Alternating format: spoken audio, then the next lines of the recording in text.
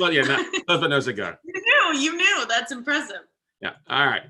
All right, everybody. Well, hey, we are back from our short break and entertaining you here back and forth with Phoebe and myself out here. And we are excited here to get rocking and rolling, because I know so many of you are looking to do things bigger and better with your podcast. You're looking for ways to monetize, you're looking for ways to engage with the audience. And I know somebody who can help you out with this. And this lady is not only been an entrepreneur for years. I got a little bit of peanut butter and jealous on how often in many places that she has traveled to. She's an international traveler, loves working with people, loves working with entrepreneurs, help them really find and hone their message and what they're looking for. And very lucky, this lady moved to Austin recently. And so she's also, I would say, a fellow Austinite podcaster here, but we met originally over a year ago at New Media Summit, became friends.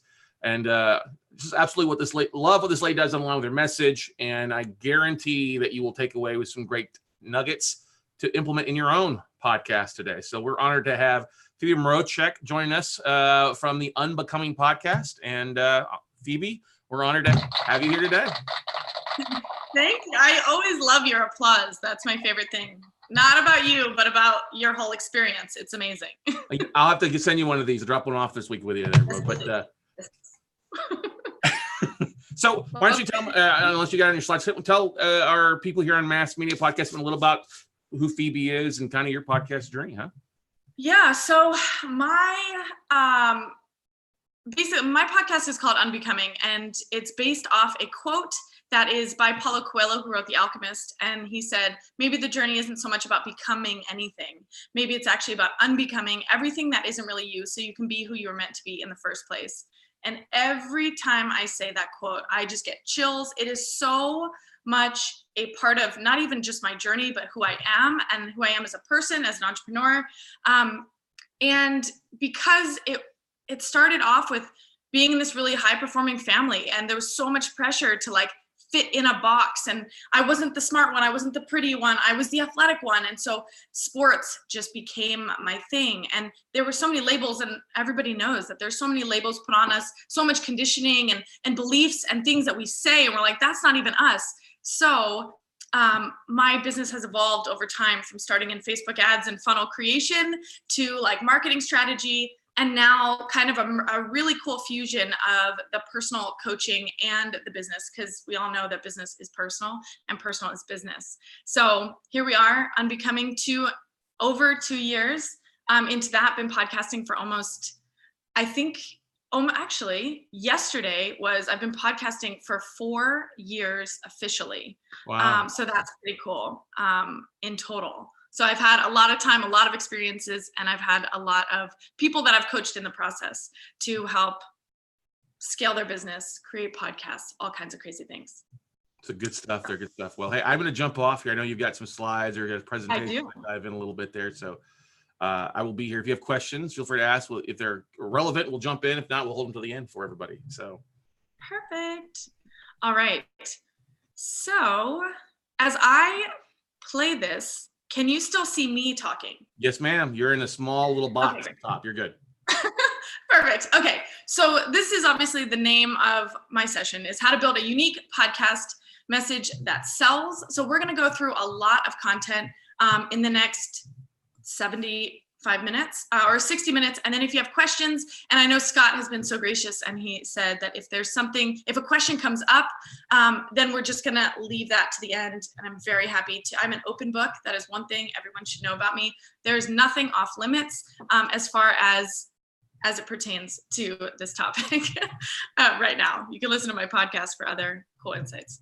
Okay, so my intention for today, my slides, I love to keep everything super simple so that if you need to, you can take screenshots, you can do whatever you need to do, but I really want the focus to be on the conversation that we're gonna have in the next 60 minutes versus you trying to figure out, what font and all that kind of crazy stuff. So my intention for the next 60 minutes is to radically change the way that you think about and make money from your podcast.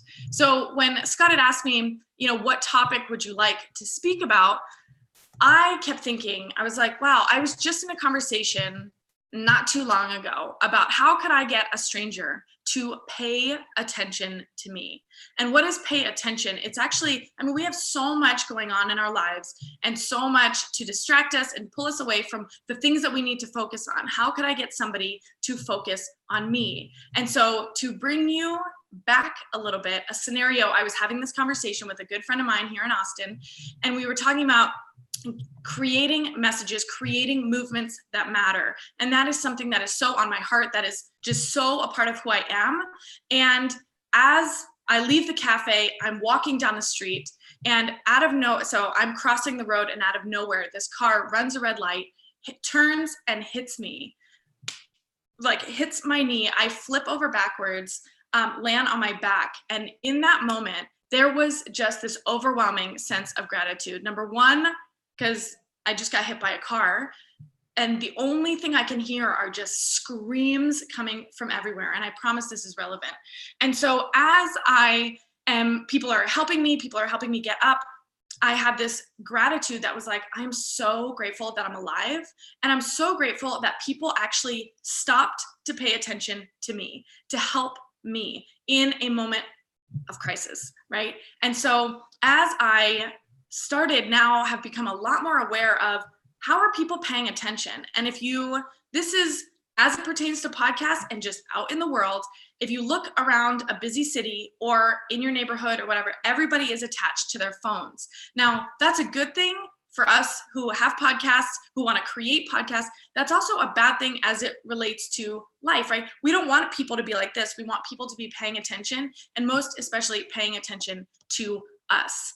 So I get asked all the time when people hear that I'm a podcaster, because I am pretty vocal about it. They're like, how do podcasters make money? Are you one of these, crying, broke, suffering artists?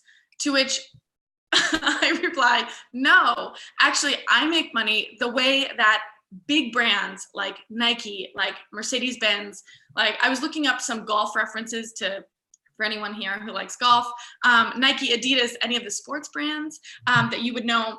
I do it the same way or podcasters do it the same way that any of these big brands. We tell a story that sells, right? We see so many people, and I'm a soccer fan. I'm a former college athlete, soccer player. And so last summer we were talking and everyone was paying attention to the story of the US women's national team.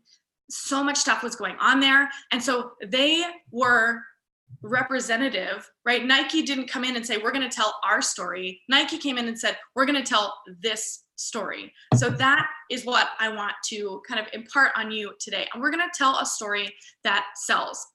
So my question to you is, are you a podcaster or are you in the business of podcasting? So for me personally, I always say I'm in the business of podcasting, and I'll share a little bit more about that.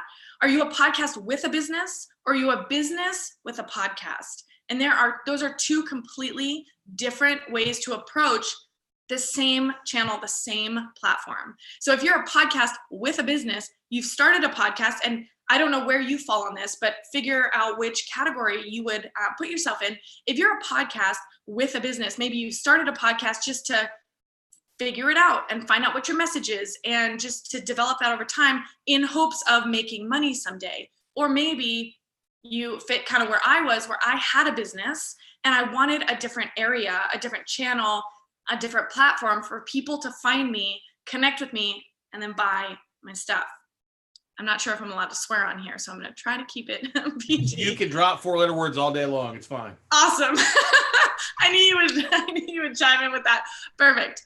So just remember, and this is something I tell people all the time, it actually doesn't matter the platform, right? Podcasting is just a platform. So as I talk today, remember that for me personally, podcasting has been the most successful platform. I've also delved into a lot of other ones, as I'm sure you have as well. I had a call the other day with a potential client who's like, oh my God, I've been trying with Facebook ads and Instagram stories, and it's like throwing spaghetti at the wall and I don't know what works. And so that's why this Mass Media Summit, that's why this resource, and there's so many resources happening in the next 3 days or over the course of the 3 days that are so important to podcasting. And if you're a podcaster or you're here, I don't have to convince you that podcasting is great. So my question to you is, what are you really saying? And that sounds so basic, and I understand. However, we're going to help you create and craft that message. So if you do, I always have a paper and pen because I'm always thinking of new things. So if you have a paper and pen, start to write some things out as I'm talking. And obviously, pay attention. That's my big thing. And we're going to loop back to that in a minute. But we're going to kind of break it down into 3 really important segments. Number 1 is to uncover your unique message, not just uncut. And first of all, I didn't say discover, right? Because there's no discovering it. We're not going out to find it. We're actually uncovering it, unbecoming. There's that theme with me is like, it's already in there. We've just got to find it. And it's not just any message, it's your unique message. And a lot of these terms are so cliche and overplayed, but just bear with me. So Simon Sinek famously said in his TED Talk, and I love him and I bow to him. However, I don't agree 100% with what he said, which is people don't buy what you do, they buy why you do it. I think that is a huge step in the right direction. And I know that when I started to think about it and I was thinking, okay, so why am I doing this? And why are my clients doing it? The people that I'm working with. But then I was like, I think it actually goes back another step. People don't buy what you do, they buy why you do it. And I actually believe that people buy who you are before they ever buy why you do what you do. So this is my analogy to bring you back to, 3rd grade math. Who is greater than why, the what, and the how? If you know the who piece, and we're going to break that down a little bit. If you know the who piece, all the other ones fall into place. Remember that with all of the technology that we have, all of the resources at our fingertips, consumers are more educated and more well-informed than ever before. They're not going to settle for a mediocre product. How many people, I am so guilty of going on Instagram and buying random things, and then they come and it's such crappy quality, right? If you want to be a flash in the pan, then this is not for you. If you want to build a sustainable revenue generating machine, this is what I'm here for. Anybody can be a one-hit wonder. That is no question. I think everybody knows that. So what we have here with podcasting is a really unique opportunity. So building meaningful relationships is the key to sustainable revenue. We know as podcasters, this is such an intimate space in between or in people's ears, right? Not many people occupy that space. And so people or topics or, music or podcasts or whatever. So we can't occupy very few people at any given time can occupy that space. You mean the multiple voices I hear in my head don't count? I thought that was just me, but totally. Some of us have more than others, but and so as we look to create something, as we look to gain people's attention and their trust, right? Nobody is going to buy from someone that they don't know, unless you're me and you buy stupid stuff from Instagram that you're never going to use, that comes and you look at it and it's disappointing and it's a flash in the pan. That is not what we want to be building, right? So my questions to my clients are always, what do you want to be remembered for?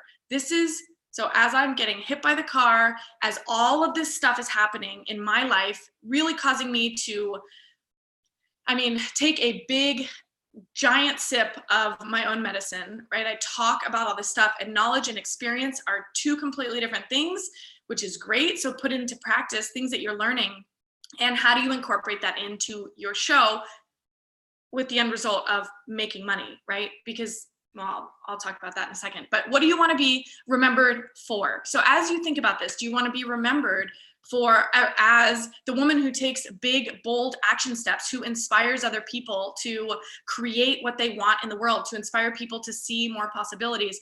These are all things that float around that I have big Post-its all over my house with things that I want to be remembered for. And then secondly is, who do you want to be remembered by? And I think this is just the best question, one of the best questions, because you really see who matters to you. Yeah, I want to be remembered by my family, of course, but do I want to leave a legacy? What do I want that legacy to be? How do I want people to view me? And then how do I create that, right? And it's not this manufactured, but I'm the queen of reverse engineering everything. And so some might call it over analytical and a little nuts, but we're just gonna, park that there and just say, I reverse engineer things so that I can figure out what's the most efficient way and the most effective way to do things. And so, in my opinion, alignment is the most overlooked and underutilized aspect of business today, because we hear these stories of people making $1 million in 2 weeks, right? This overnight success. We hear all of this stuff. So we believe, okay, well, let's just, like these people with the pants and the earrings that I bought recently from Instagram. And I'm going to keep using them as an example because I know I'm not the only one. But are they in alignment with their product? I would venture a guess, no, because it's not a quality product. If you are in alignment, that means, for me personally, it is a connection of mind, body, spirit. Whatever your spiritual beliefs are is great with me. I just believe that business and personal are like this. So why do we continue to try to separate the two and not just get in alignment with who we are, what we're here to create, who we want to be remembered by, and what we want to be remembered for? One of the biggest things I get from people asking about podcast coaching or whatever is, there's so many podcasts. Is it even worth me starting one? And regardless of where you are in your journey, I'm sure you have felt that at some point, like one of these, like, hello, is anybody listening? Because if you haven't, then maybe it's just me, and I know it can't just be me. So it feels crowded. It feels satiated. And how do we stand out in the crowd? Well, in my opinion, finding your intersection is the key to do that. And I should have actually drawn a Venn diagram with the 3 circles. What do you love to do? What do you love to think about? What comes naturally to you? And as I said, if you have a piece of paper and pen, you can start to journal or draw this out. Like, what do you love to do? What could you spend hours thinking about or reading about or watching YouTube videos about? It doesn't matter how silly or stupid it feels. What is that? Then it's, what are you good at? Like, what naturally comes easily to you? If you're a communicator, which I would assume, even if you don't feel like your skills are refined, you are a communicator as a podcaster. So that is something that you can hone those skills. That's something that, you can look to develop over time, but that's a really important circle to address. Then here's the big one, right? Yeah, of course, what we love and what we're good at, got those. What will people actually pay you for? That is where people get tripped up a lot. And here is where this comes in. Number 2, or letter B, is start with the end in mind. And so for me personally, as I said, I am the reverse engineer queen. So many people are like, just get started, which is a huge piece of podcasting. Just get started. It's great advice, whether it's podcasting or running a mile or a marathon or whatever. Everything starts with that first step. However, before we get to that, if you can and one of the skills that I believe, I was just speaking at UT, I've spoken there twice now, and when I speak to the professors, what they're saying is the emerging leaders coming up, the current students, they're losing their ability to critically think, which I find so interesting. We had a whole course on critical thinking. Like, that was a big component of my education growing up, whether it was undergrad or my master's program. Like, that was really important. And I was also project management master's. So that was a lot of like putting all the pieces together, starting with the end in mind. So I think my professors would be very proud that at some point I started using this.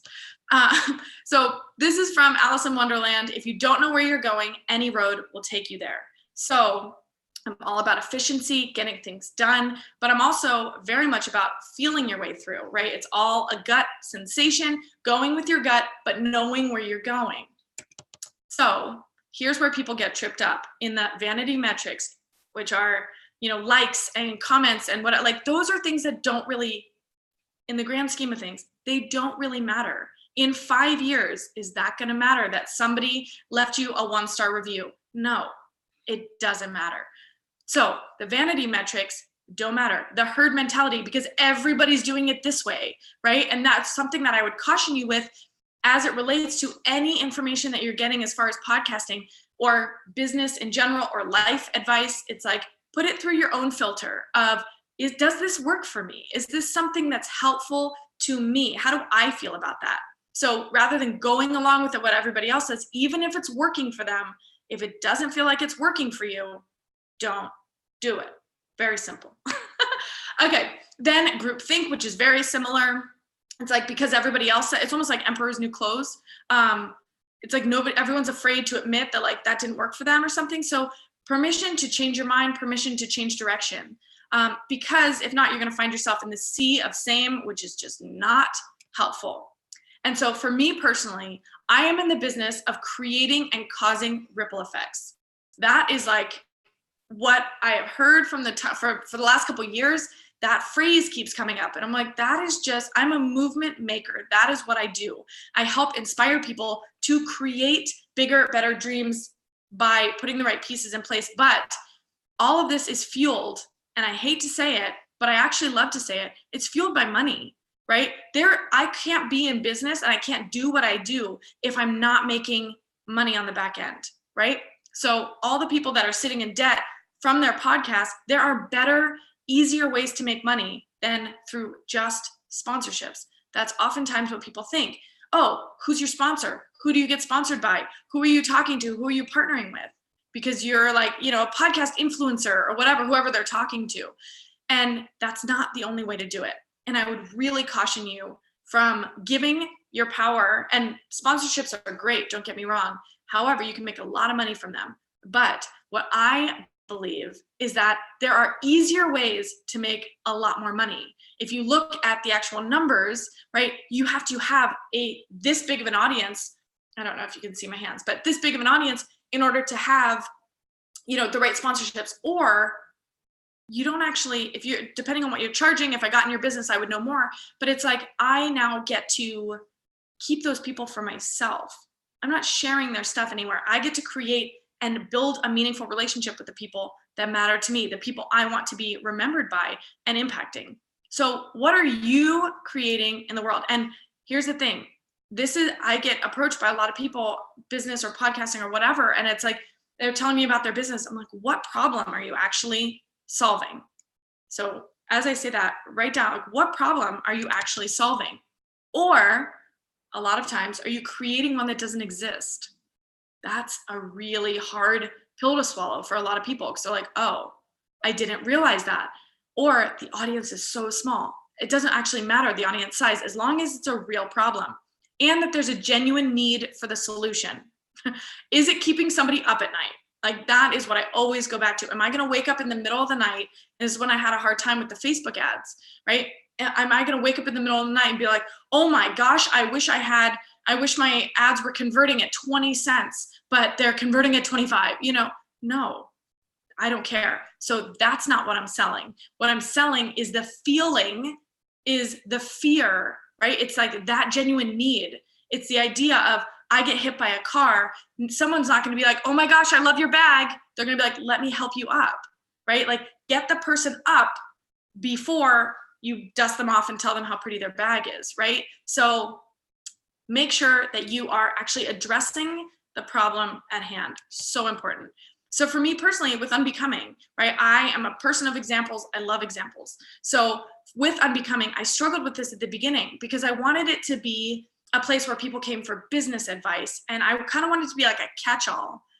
Well, that didn't actually help. It helped because I had a bit of an audience coming with me, but I very quickly realized what I actually wanted to be talking about. And through that, kind of finding my way through, not having anybody to like base this off of, I realized that Unbecoming is actually, what I'm really selling is belonging, because my overarching mission in life is to end loneliness. So belonging, growth, and confidence. That is also not what I'm going to put on a landing page anywhere else, right? Nobody knows that I'm selling that. But ultimately right, it's like the sign on the door says something different than what is inside. Give them what they want. Give them what they not. Well, yeah, so sell them what they want, give them what they need, right? That's the expression. So it's like, I don't care what is going on the outside of the storefront. What are you selling on the inside? That's the first most important thing to realize, to understand, and to really feel like you are narrow focused on what it is that you are bringing to the table. So these are the things And again, I'm not going to put together a group that wants to be together to improve your confidence. Like, my confidence because of what, or in what context, right? It's just these big words. But for me, this is what I know to be true about me, my story, who I am, what I care about, is for people to not feel lonely, for people to continue to grow and stretch beyond what they thought possible, and for them to do it and approach life in a confident way to go after what they want. So with that, here's what's on offer for me is coaching, right? There's so many people that are coaches on the back end of a podcast. So for me, what I'm selling is this belonging, growth, and confidence and community and like all of those things. But I do that prepackaged in a way that can help you in a number of different ways. But what's on the outside of the storefront is coaching. What's on the back end, once you come in, you realize that you belong, that you can grow and I can help you. And also that your confidence will amplify as a result. So what are you selling? Now, 3 really important questions. I hope I'm not going too fast. I tend to talk really fast. You're doing good, Phoebe. You're doing good. You're awesome. Doing good. A friend of mine she says all the time, she's like, I might talk fast, but you listen slow. So I like it. So 3 really important questions as it relates to what are you selling? Number 1 is, what do they need to know, right? So this is, again, starting with the end in mind. What do they need to know? They need to know that there's a solution. They need to know that maybe there's a better, faster, easier, cheaper way to do whatever the result is. And I often walk my clients through something called a customer success path, which is like, here's where they are now, here's where they want to be. List all the feelings, right? Because we relate down at the core emotions of who we are, right? I'm not like, oh, I wish I had a bigger house. And I might say that, but the feeling under that, which I don't, and I love my apartment in downtown, but what I might be feeling is like, oh, I don't feel as good as everybody else. Or, I wish that I had been dealt a different hand. So there's so many different like core emotions, and that's where we relate. However, what they need to know is that there's a way for you to close the gap between A to B, and that you can help them do that. Number 2 is, what do they need to understand? And so this is, again, before you put out your next podcast or your next season or whatever it is, as it relates to you selling things, what do they need to understand? A lot of times they need to understand that they're off track, or that there is a normal range, that maybe, BMI rates, or if we're going to go into health, that's just an easy one off the top of my head, but it's like, you need to know that maybe, you're underweight or you're overweight, or actually, I won't use that as an example because I don't like to talk about that. That's a New Year's resolution. Anyway, but as it relates to like business, okay, so a lot of times in your first year of business, you see all these people making $1 million. Well, here's the reality. This is what is possible. That range fluctuates depending on what you're selling, pricing, product, all of those things, packaging, but there needs to be some sort of normal range. Maybe that there are solutions. Maybe they need to understand that there are better solutions than the ones that they've been trying. And maybe that people like them have had good results, right? That's why we have before and after photos. That's why we have case studies to help people understand what it is that they want, right? That's possible for them. And then the third question is, what do they need to believe to be true? And this, a lot of people get caught up with, which is they need to believe that it's possible, that A to B, that B is possible. They need to believe that you can help them get them there, that you can help them get there. Yeah.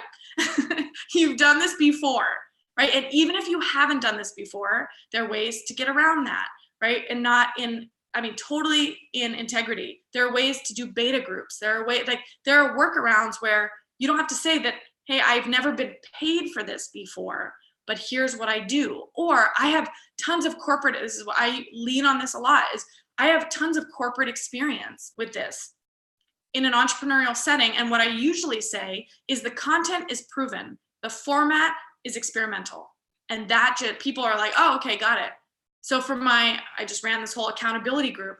At the beginning, I was like, yeah, the content, I can deliver this content with my eyes closed, hanging upside down. However, I don't know if this format's going to work out, but we're going to see how it goes. So wherever you are on this, on that range. And then also that you're committed to whatever it is that you're doing in a deeper way. And when I said originally at the beginning that people buy from people, I don't know if that's not what I said, but what I did say was something along the lines of like, people care why you're doing things. People care about who you are. We're so educated now. We have all our information on the computer or on our phones.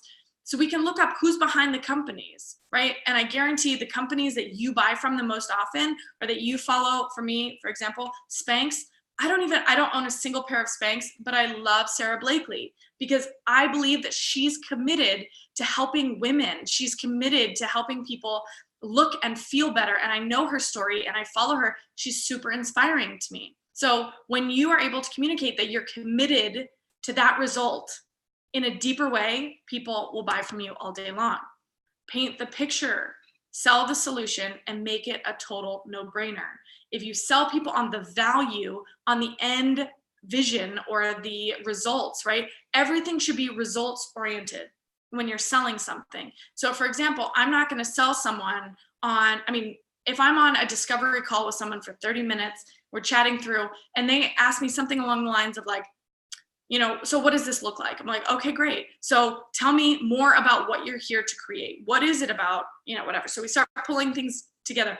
Only at the very end do I actually talk about the deliverables, that we're going to meet twice a month, that we're going to meet for an hour, that this is the cost, that this, that stuff they don't care about. If you have painted the picture and you have showed them what's possible and that they can do that, and you have a very important, a step-by-step approach to things, then they start to feel that belief from you and they start to see the value in actually attaining that. So then you can charge whatever you want. If they are hooked on the value, right? And if people say, I can't afford it, that has nothing to do with their current, 99% of the time, about their current financial situation.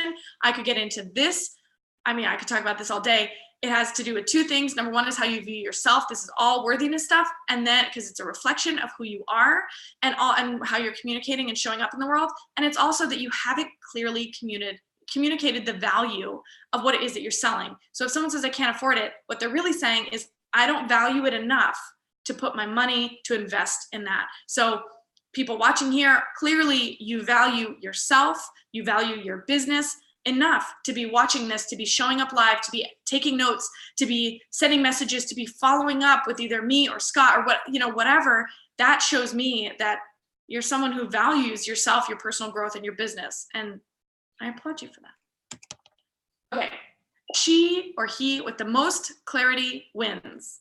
And the person who can say it in a way that an 8th grader would understand. And I see this all the time when I go to people's websites. And sometimes I'll check out some of my clients' websites as we're going along. And it's funny to see how it shifts and changes, because what they start off with is like this sort of flowery thing I just remember one client in particular, and I'm not going to give you the details of it, but she was all about like creativity and creative thinking, which is brilliant. I love it. But the way she's communicating it was so wordy. And so if I'm somebody who doesn't know her and that's her style, yes, she's communicating who she is, but we worked together for a little while, and I was like, I still, from your website, have no idea what you do. So remember, if you can have immense amount of clarity and also be concise, perfect. Here's really easy, and you can write this down.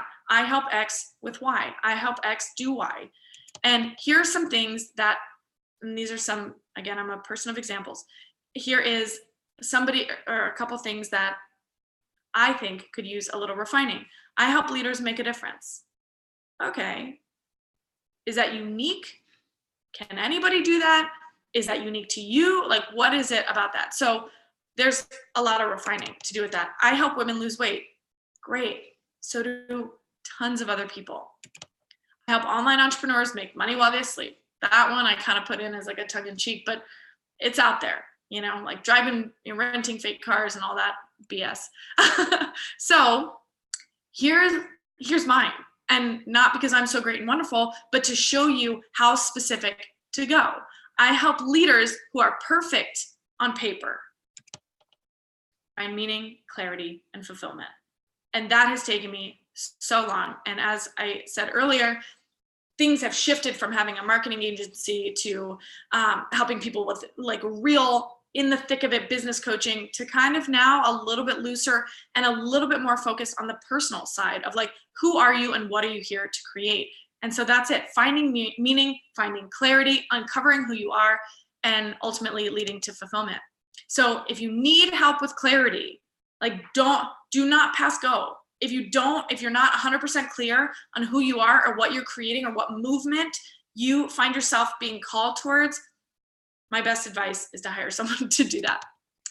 Okay, because if you haven't figured it out by now, then chances are, just shortcut the process. I'm happy to help you too.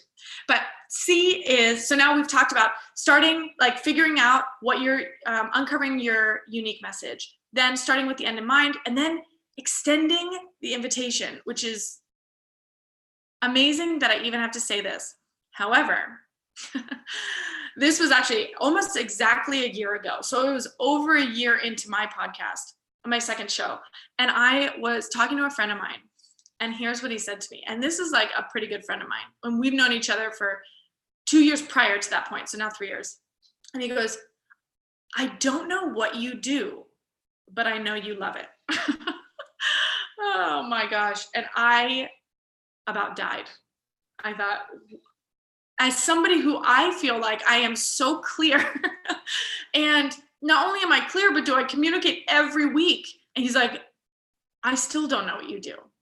And I thought, wow. So this serves as a reminder to be like, hey, even people that teach this are even sometimes, we got to take a step back and check ourselves for a second, because what I realized was, I'm actually not communicating what I do. I communicate who I am pretty regularly, just through my podcast personality and stuff like that, and social media posting. However, I wasn't extending any kind of invitation. And when you extend an invitation, that's also giving people language for how they're going to refer you out to somebody. So if you're somebody who helps people lose weight, well, okay, but I'm going to meet someone on the street who's like, oh my gosh, Phoebe, I am, New Year's, I'm dying to lose weight. And I'm like, I have all these random people that say that, but if you're like, hey, I'm here to help girls in their 20s feel great about their bodies because of all the social media pressure.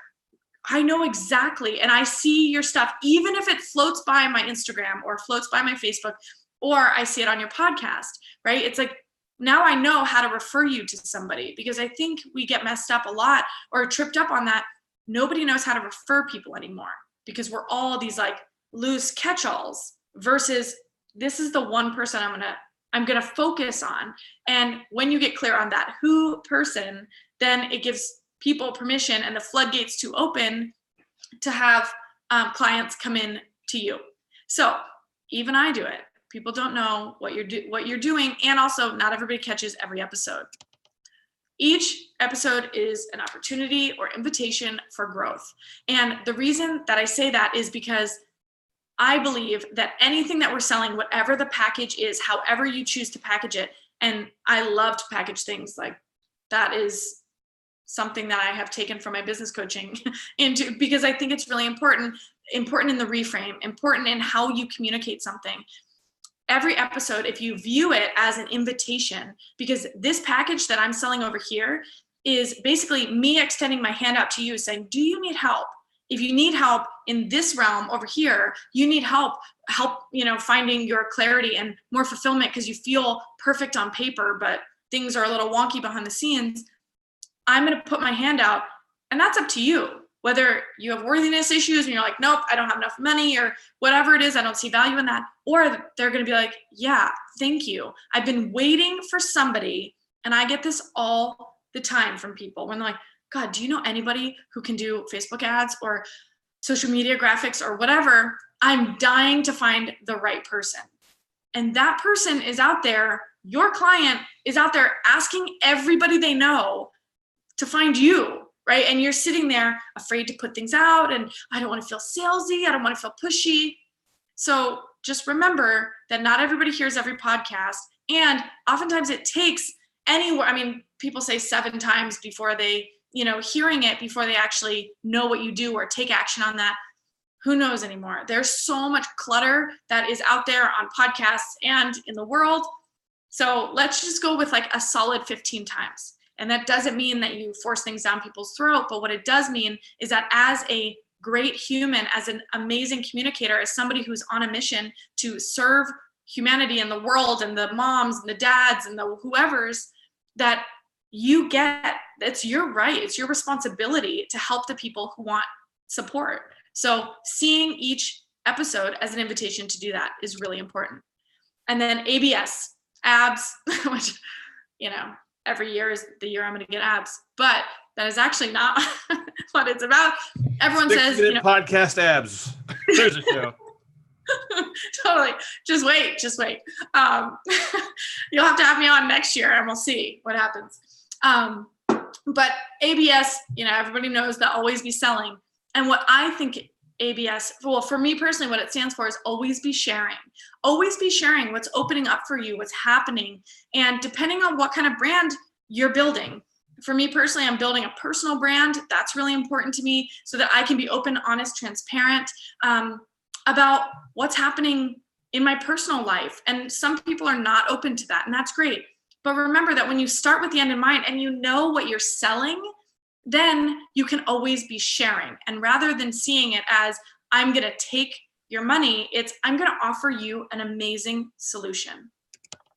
So a really great rule of thumb, give 90% of the time, ask 10% of the time. So in your intro, you can talk about your Facebook community and then give. We know the Gary V, the jab, right hook, whatever lingo you want to use. For me, it's just give 90%, ask 10%. And if you're not good at asking, we're going to get into that. There is a gentleman by the name of Taki Moore, and he says, give in public, sell in private. And so I have kind of two opinions about that. One of which is, I kind of like that. Like, I'm going to give all my value in public. If you want to work with me, come see me in private, right? Like, DM me, email me, let's get us off this big platform. And it's like in the middle of a cocktail party, you're not going to talk, if you're a realtor, you don't want to talk to someone about the real estate market because it's just not how people chime in or whatever. No, you want to like escort them to a little room where you're like, okay, or a quieter place of the venue to be like, let's talk about financials and whatever. Like, it's sensitive information depending on what you're doing. And it actually is irrelevant to what you're doing. You want outside voices to shh for a minute, bring them over into a quieter place, and that can be whatever way you choose. So for example, on my podcast, I bring people into my Facebook group, but the majority of people message me on Instagram. That's what I love. I love talking to people because then I can go and I can see them and, a little bit of cyber stalking just so I know who's following me, which is really cool, who's listening to the show. And who's emailing me. I get a lot of emails, even though my name is difficult to spell. So there's that. The other part of it is like, I'm okay with giving in public and also selling in public because I'm so confident in what I'm selling. If you don't feel confident to sell in public, there's a disconnect there that we need to address. So these are two really important things that this group that I started 90 days ago, I was asking for some feedback. And recently, within the last 10 days, I got these two quotes. One said, here's what I was thinking. Like, she was giving to give you some context to it. I asked her, like, why did you sign up? And she was like, I just thought to myself, if she's giving this away for free, I can't imagine what's in her paid programs.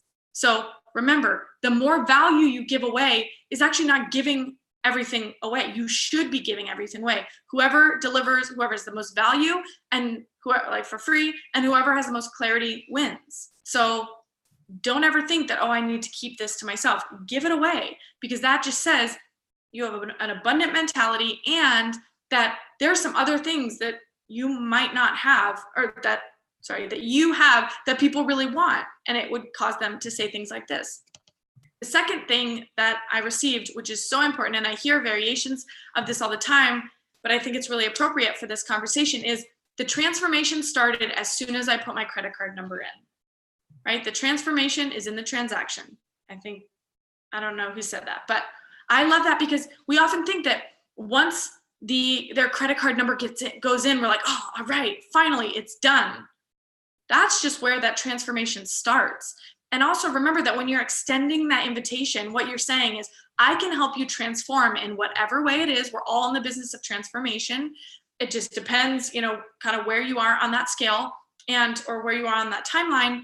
And also it's like, just remember that when they give you their credit card number, that's a huge investment, even if it's like $5 or it's $50,000. It doesn't matter. It's the same thing. I put my credit card number in, the transformation has already begun. So just feel confident that when people buy your stuff, that there's already something that went into that. And that's where the transformation starts. So what I always consider is, for when people used to have their funnels like this, right? In every marketing book, you've seen funnels like this. I always say, let's flip the funnel and let's actually create a funnel like this, because I want fewer people here, but the more money they spend with me means that the more impact I get to have and the bigger the transformation that they get to have as well. So flip the funnel, because the transformation starts the moment that they come into your party, right? If everybody treated their programs, their packages, their coaching services as the party, let's get them in the door, because then they get to have fun and actually get what they need, right? So anybody who has a fear of selling, right? This whole thing is about creating a unique message that sells. If you have a fear of selling, or that comes up as something that feels uncomfortable to you, and that if I was to give you a call right now and be like, all right, let's role play. Hey, I think I want to buy your stuff, but I'm not sure, whatever. And that gives you anxiety. And I have suffered with that for a long time, so I can speak to this really, really well. Fear of selling just stems from self-judgment, right? It's like all of this, what am I going to look like? How am I going to feel? What if I don't know something? What if they don't want it? It's a rejection. It's this, it's that. And then there are other people who are like, just be disconnected from it. And I don't think that either one is helpful. It's that, okay, I'm going to meet you where you're at. I'm going to figure out what you need. Do I have the product or the service to help you with that? And that, again, comes from starting with the end in mind, creating packages that support the podcast that you're running. Selling is not about you. This is the best part about selling, is it's actually not at all about you, and everybody makes it about them. And what I was saying again about getting hit by a car, nobody's going to be like, I love your bag. It's like, no, help me up first. It's not about that. It's about helping the person first. And then you, as a result, naturally should be compensated for that. Again, levels of compensation, I'll determine what your business looks like, and also can help you figure out what business you want to be in. So selling is not about you. It is about transformation. We're all in the business of transformation. Even if you're not a personal coach, or even if you're a realtor, it's about the transformation. You're selling the end product. It's about knowing the who, right? Who being, who are you and who are they? And where does that intersect? And being committed, right? I am so committed. When I got hit by a car, this is just like thrown everything into question about, so much stuff. What am I really truly committed to? And so I would ask you that. What are you really truly committed to? So then you can get into the marketing. I have lots of stuff on marketing, but you can go onto my free page, Unbecoming Podcast /free. That's for marketing. But do not worry about marketing until you have nailed this down. Super important. So we arrive back at our, good. Okay, I still have 10 minutes. You're golden. You got plenty. Actually, I think you got plenty of time. I think you got more than 10 minutes here. Great. I gave you an hour and 15. So let's see here. You don't end until 4:30. So you got 40 minutes. Oh. Well, I'm sorry. 3:15, 25 minutes. I'm on the wrong clock. Sorry. I was like, okay, well, let's get comfortable. So what I really want to make sure that I drive home is that when you start understanding what your message is, then you can start to create content around that. And the content that you should be creating on your podcast should answer the questions, what do people need to know, understand, or believe to be true before doing business with you, before they buy your coaching program.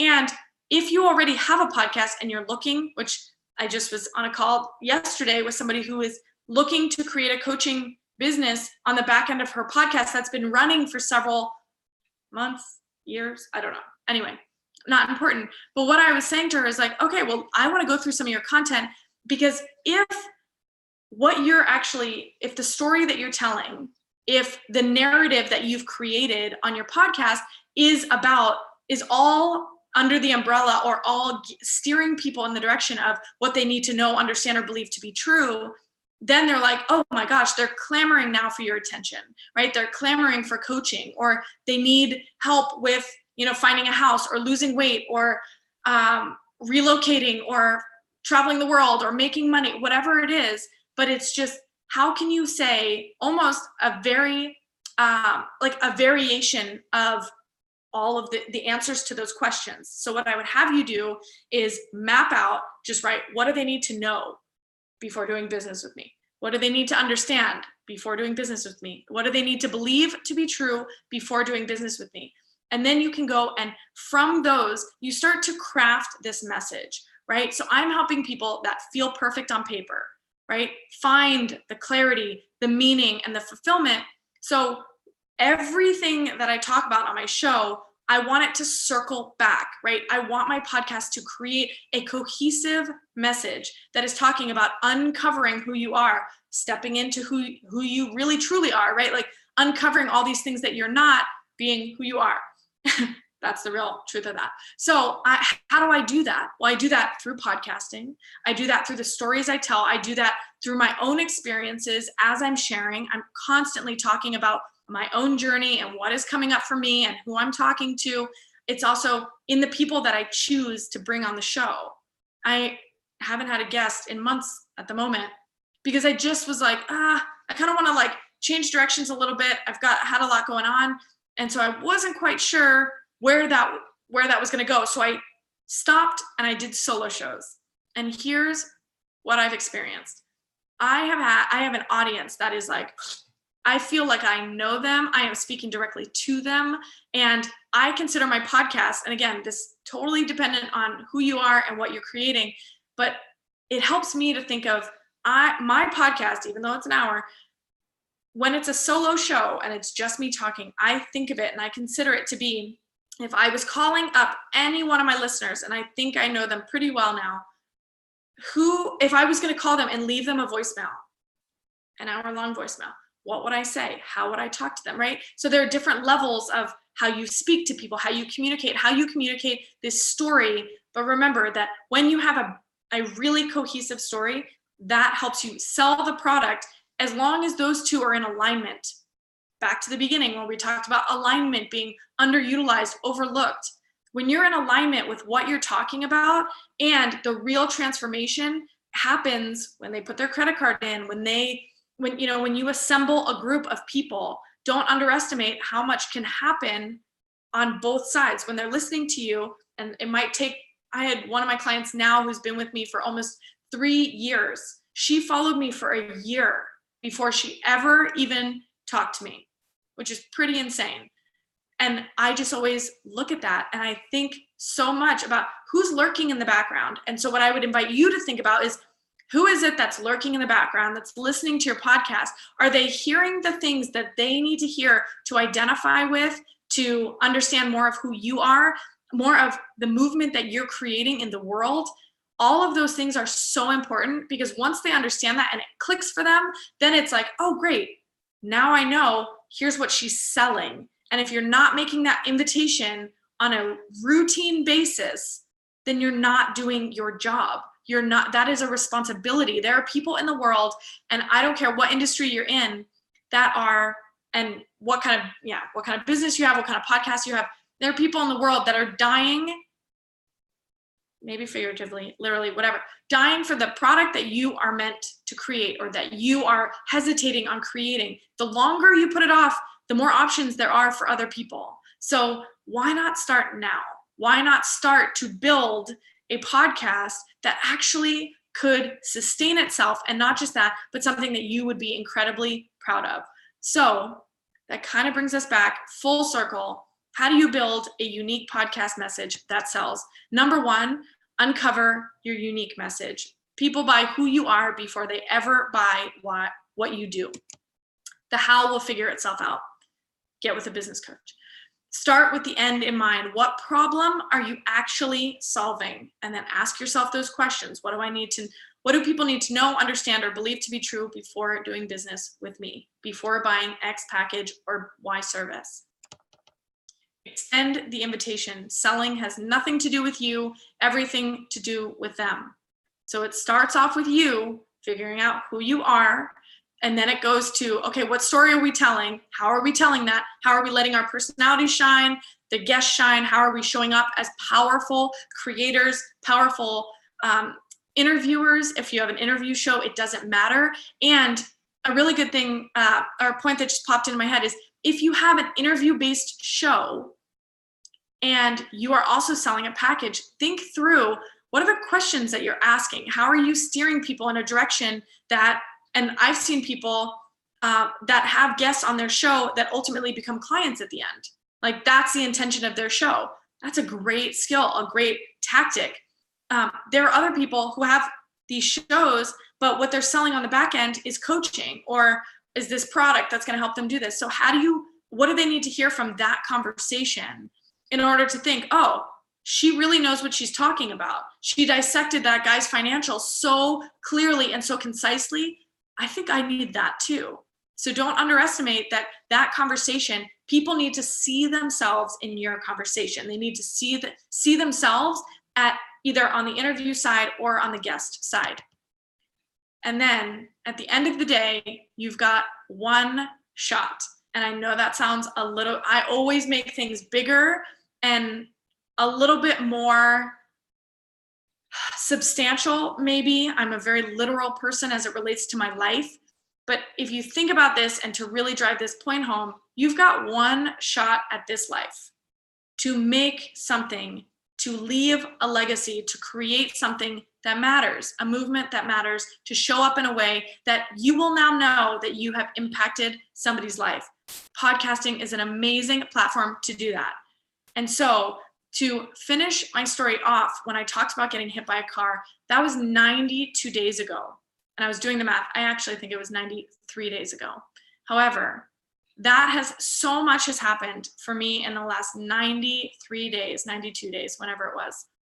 And my life has changed so drastically, so quickly. However, what I realized in that moment was I actually have been building something that, even if the situation had changed and I was not here to tell this story, I would be so proud, and I could get a little weepy, but I will not. I would be so proud of what I've created. And there's so much more of my story to tell. There's so much more to extract, to pull out. And that is why I am so committed to helping people. And we talked about being committed.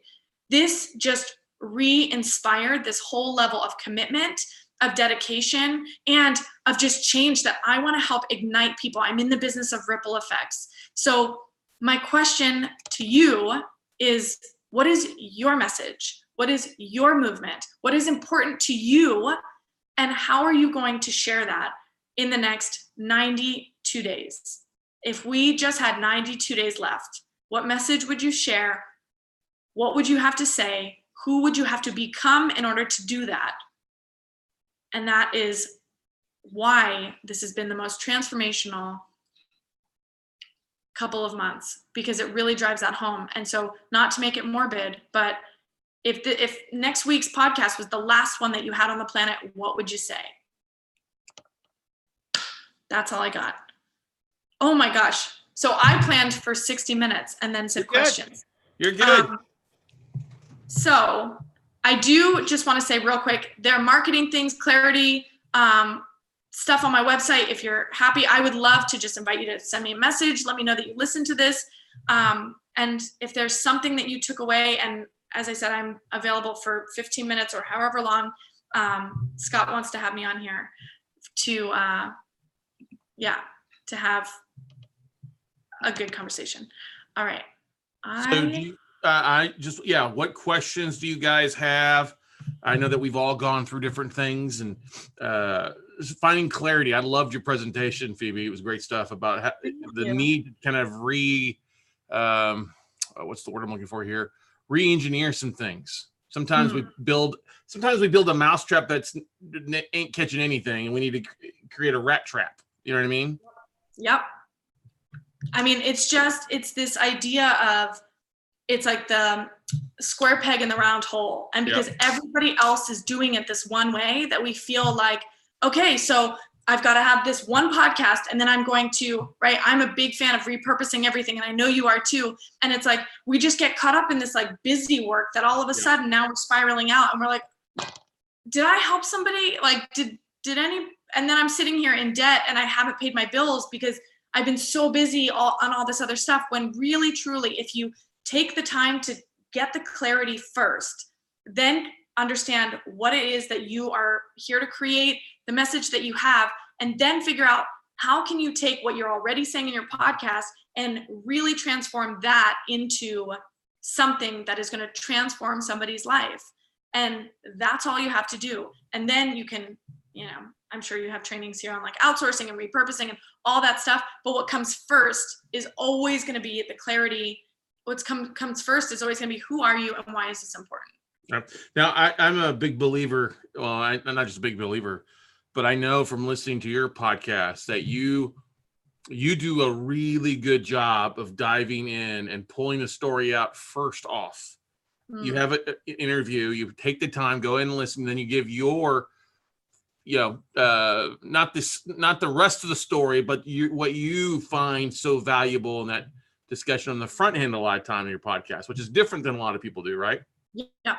Because I want people, I mean, I would say it's twofold. The one is like, I want to give them kind of the Cliff's Notes version. So if they're rushing or they're listening on 1.5 speed, which I think we all do, or, then they can just listen to that and then they know what they're getting into. The other part of it is like, I kind of want to wet their whistle, right? Like I want them to be like, oh, because I'll be like, oh, I can't wait for you to hear this response when she said this something. And, and people are like, oh, I want to know that too. So they'll wait on till the end. And then, it just helps with listener retention. I want them to listen to the whole thing because it's important. I think it's like, my belief is the more time people spend with me, the more money they're going to give me. Like, and not in a crappy way, but that's a reality of it, right? It's like, if you listen to my show every hour or an hour of it every week, you feel like you know me. Yeah. And now you feel good about that. I can actually help you get the results that you want to get. Well, that's the thing is that you build rapport. It's like somebody I talked to the other day was talking about like, I like to send these 10 episodes to my clients beforehand so that we can get directly to the conversation. It was actually JJ last night said this.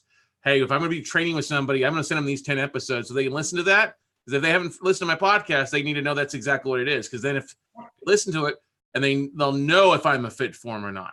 And that's an important thing.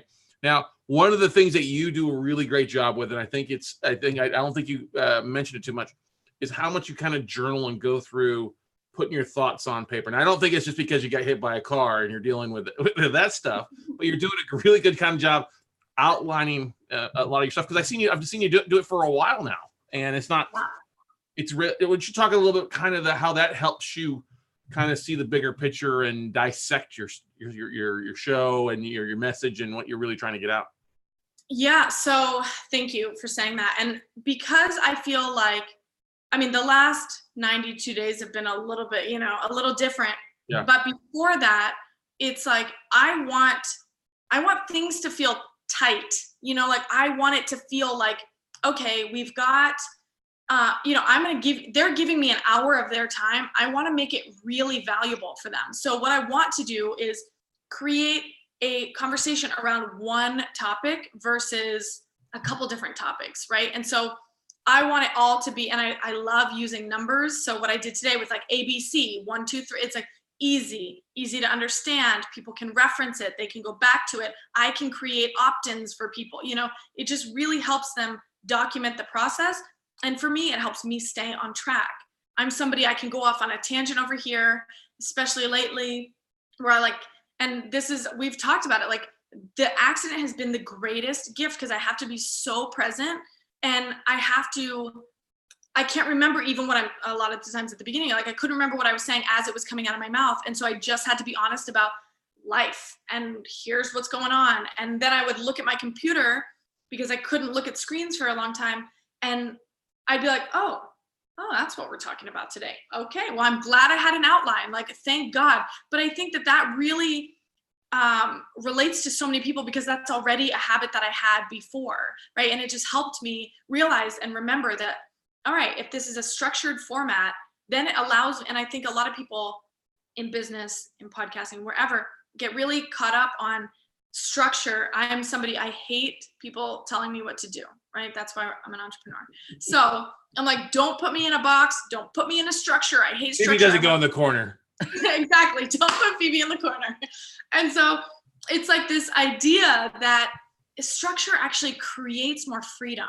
And so if I have structure and this is, I've done a lot in operations, and it's like, if you have a good system, it allows you, like, once you have a well-oiled machine, it allows you to like play around with things and tinker a little bit more than it does if the whole system is just going to cave in a minute. And all of a sudden you're like, oh, well, we don't want to play around over here because that's my whole, CRM system is going to go down the tubes, or something's going to break, versus how is my podcast structured? Okay, right now in the very beginning, I talk about what's working, what's not, and what am I experimenting with? That's how it starts. And it just helps me to like get in the flow of like, okay, here's what we're talking about. And then I open the episode and then we talk about whatever. But for me, that works because now I can pretty much drop in and I can talk about whatever. But at the beginning, it's like, yeah, it's a little scary. And you're like, I hope I don't stutter or sound weird or re-record a million times, whatever. Like, let's just get that over with. And so that structure allows me to do that. And so it's like, what am I opening with? What am I closing with? And here are the couple points in between that I want to make sure I hit because those are important. Mm-hmm. What was it like, if you can explain it in words? I know emotions ruled the day, the week, the month before you figured this out, in interviewing your childhood or college hero in Mia Hamm. Yeah, definitely not college. I mean, that goes back to when I was like 10. Right.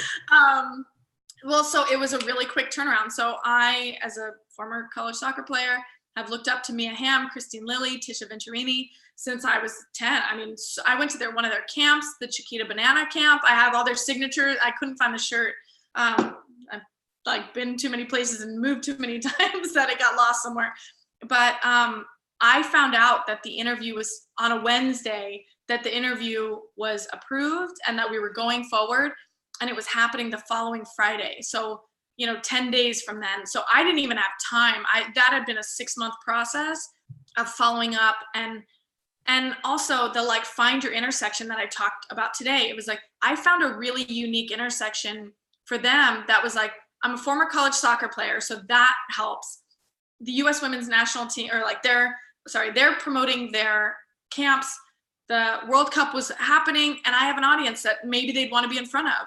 And so it just like everything came together, and I painted, this is the perfect example. I painted a picture of what was possible for them, and I made it all about them. And it had nothing to do with me. And I just said, here's what I see for this episode.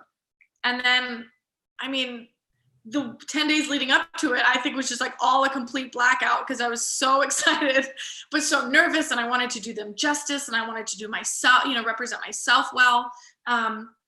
And then in the moment, I was just talking to a girlfriend of mine the other day who was saying she had a really big interview. And I was like, here's the only advice I will give you. Well, a couple things, but I was like, number one, you cannot fail. You cannot fail. The only thing you can fail at, and this is what I told myself, was push record. Yeah. That's like, do not forget to hit record. Other than that, the only other thing, I was like, take a moment, set an alarm, think, figure that out, get a word. NLP works really well for this. But I was like, there was a moment where I just was like, I think Tisha was talking, and I was like, my feet are on the ground. I am in the room, and I just like took a deep breath, and I looked over, and I like locked eyes with Mia Hamm. I was just like, probably looked a little creepy because I was like, oh my God, like we're in this moment. And I just felt so much gratitude and excitement for that experience. And that's what's possible, right? Of like, for doing the work and for putting the time in. And it's not an overnight thing. But did I make a ton of money from that episode? Were they paying me to fly? No, I flew myself to Atlanta because it was worth it for me. I had people being like, don't worry, nothing's gonna come of this. And I was like, something big's about to happen. Like, I just feel it in my bones. And so it was a chance and a risk. But at the end of the day, if nothing had happened from that episode, I knew that I had to be in that room. Mm-hmm. Let me ask you a question. How many times did you kind of doubt yourself in submitting information to get that interview, to even like writing an email, making a phone call? Because one of my favorite quotes is, the only thing you guarantee by not trying is failure. That's the only thing you guarantee will happen, is nothing will happen. Yep. So talk about a little, if you got the few minutes we've got left, talk a little about that. Because you have self-doubts over that 6-month period, and you're like, oh, this is never going to happen. Forget about it anytime. At the beginning, I was just like, this is so this is going to an inbox that's never going to answer. And the crazy thing is, their manager told me when I was there, she's like, we get thousands of requests. And I was like, what was it? Like, why did mine get through? What was it about me? And the thing is, I have talked about this at length on my own show, just about how everyone's like, oh my God, you got so lucky and whatever. I'm like, it's not luck. I don't believe in luck. Like, right. I created this. And again, it's not about me, but what it shows me is that when I do things out of the box, when I do things that really scare me, and that, I was like, who am I? I'm just they don't know who I am, sitting in Austin, Texas. Like, what do they care? Actually, at that time I was in San Francisco. And I just knew, I was like, if I don't throw my hat in the ring, it never has a chance to get there. So let's see what happens. And so really, truly, I kind of felt like, this is never going to happen, like, oh, all right. So I just kept following up, and the more they responded, I was like, I don't know what's going on. And then when I got it, I was like, you have got to be kidding. This is the coolest moment. And it was this conversation. I had a conversation with my mom, and I called her, and I just like, because she has no idea what a podcast is. She doesn't understand. But maybe I'll just send her this YouTube link. Anyway, but I burst out crying, and I was like, oh my God, I'm about to interview Mia Hamm. And she's like, what?